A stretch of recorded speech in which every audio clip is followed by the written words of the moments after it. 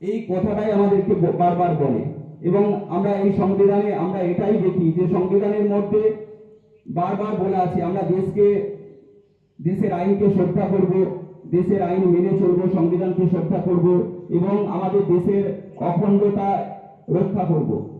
এই প্রত্যেকটা জিনিস আমরা শুধু 26শে জানুয়ারি মানে একটা বিশেষ দিন না, এই দিনের গুরুত্ব আমাদের যে 26শে জানুয়ারি এই দিনের কথা বলছি, এর গুরুত্ব আমাদেরকে মনে রাখতে হবে এবং আগামী দিনগুলো আমাদের চলার পথ যাতে আরো সুন্দর হয়, আরো সুস্থ হয় এবং আমাদের দেশ যাতে আরো সুন্দর শিখরে পৌঁছায়, সেই লক্ষ্য আমাদের প্রত্যেককে থাকবে।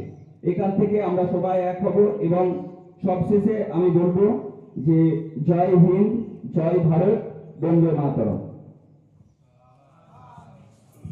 অসংখ্য ধন্যবাদ জানাই আমাদের বাংলা বিভাগের অধ্যাপক চন্দন পাল মহাশয়কে এত সুন্দর আজকে এর গুরুত্ব সম্পর্কে ব্যক্ত করার জন্য। এখন